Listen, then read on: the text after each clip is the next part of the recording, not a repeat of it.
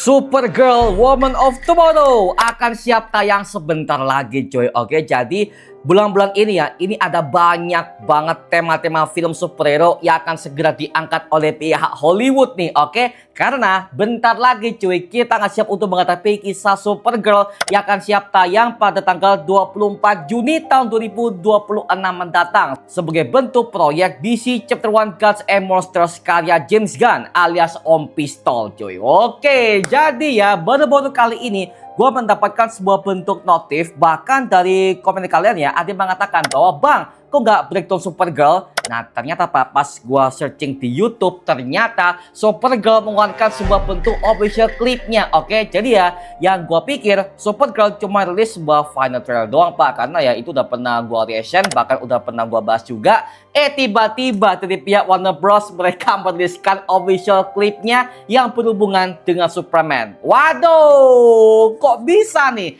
Jadi pada video kali ini gue akan mereaction mengenai official clip yang akhirnya diupload oleh pihak Warner Bros beberapa hari yang lalu ya. Dan sedih banget gue agak telat karena kemarin gue sempat sibuk mengenai proyeknya Spider-Man Brand New Day dan juga filmnya Masters of the Universe. Jadi ya gue butuh waktu untuk memproses mengenai jiwa gue untuk membahas soal film Supergirl yang satu ini Pak. Anjay, jiwa apaan sih? Oke, so jadi pada video kali ini ya, oke, gue siap untuk mereaction seperti apakah kisah official clip yang akan ditampilkan kepada filmnya Supergirl yang satu ini. Yuk kita bahas. Oke. Superman. Oh. Hi there. Ikalata. Oh, I'm sorry. I don't. Pertama kali mendarat ya. I don't speak Kryptonian. I didn't never shoot. I wasn't raised there, so I wasn't raised there. Why am I talking louder? Let me help you. Escrito Sora, Nini. Oh. It's a feisty little guy. Persis sama komiknya anjir. Oke. Is it okay if I? Oh, ya dia mendarat step ya. there? Might be slippery, so. Oh iya, dia pretty udah cool, huh? aktif sebagai Superman ya. Don't worry, we don't actually live here. There's a lot more to Earth than just this place. Big city, lots of stuff to do, and you'll also learn to love this place, just like I have. Promise. Oh, sebagai adiknya nih. Es Mickey Cream ya. Oh, should mention, your powers are gonna start kicking in right about now.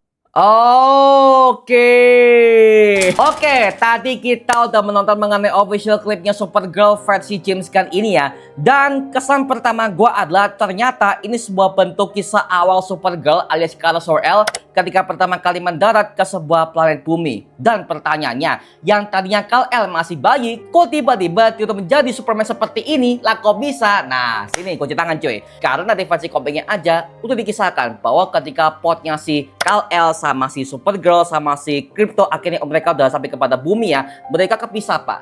Kepisah yang dimana akhirnya potnya si Kara ini dia tuh stuck ke sebuah black hole yang dimana black hole ini akhirnya menyerap pesawatnya si Kara. Dan itu membuat si Kara ini time skip 30 tahun kemudian yang dimana akhirnya dia udah mengetahui bahwa si adiknya si Kal-El ini udah bertransformasi sebagai Superman Pak. Oke, seperti itu ya, makanya ketika si Kara sampai ke sana dia kaget, loh kok adik gue udah jadi Superman? Nah gitu cuy, makanya di filmnya si Supergirl ini ya dikisahkan bahwa si Kara Zor-El ini dia tuh masih remaja lah ya dalam segi bentuk.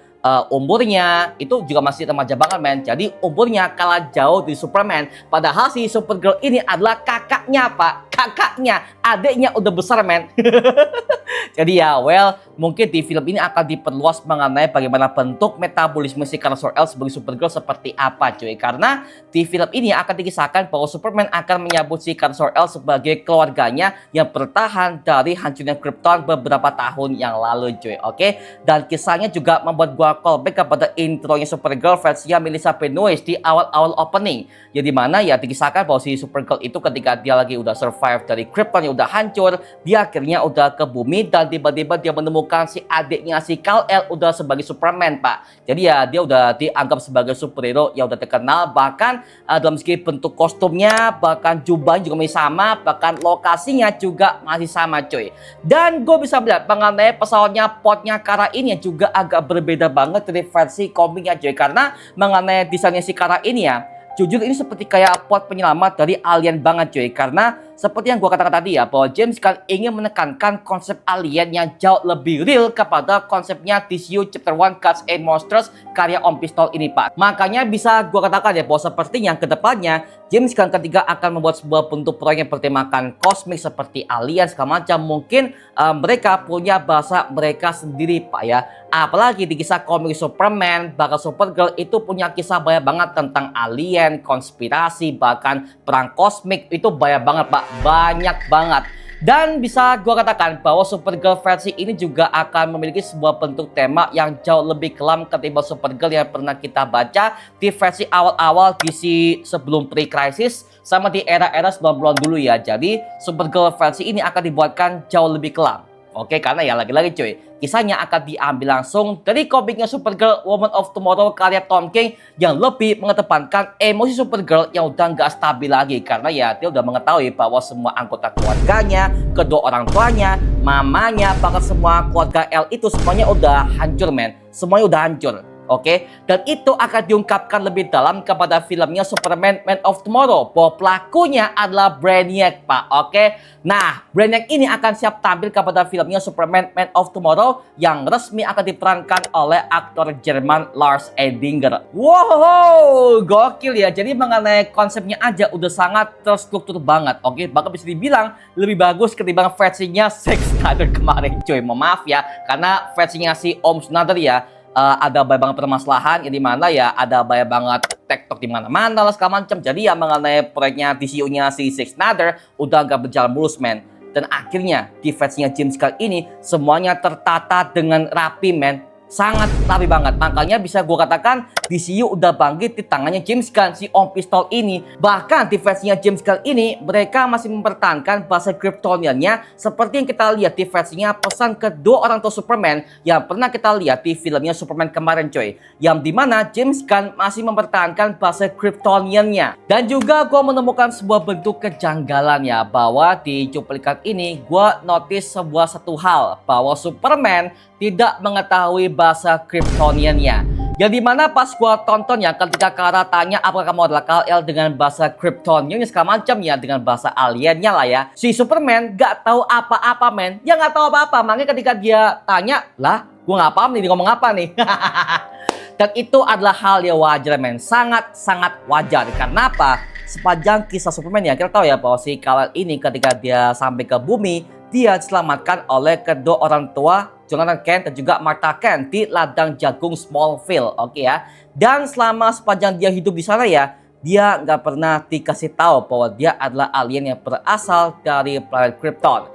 Sampai pada akhirnya ketika Kal-El udah mengetahui bahwa itu adalah alien dan dia berusaha untuk mempelajari semua kisah keluarganya, kisah silsilah tentang perjuangan ayah dan ibunya, akhirnya dia perlahan bertransformasi sebagai pelindung bumi yang bernama Superman. Makanya di filmnya si Superman Man of Tomorrow, sepertinya si Kal-El ini juga udah berusaha untuk belajar lah ya mengenai bagaimanakah asal-usul Krypton seperti apa segala macam. Itu dia masih belajar lah ya. Jadi sebagai film superhero yang digabungkan dengan tema science fiction, ini oke banget sih, karena pada akhirnya kita bisa menemukan sebuah bentuk film superhero yang dimana mereka punya dialektika yang berbeda antar ras dan juga antar suku men. Gila sih, gila.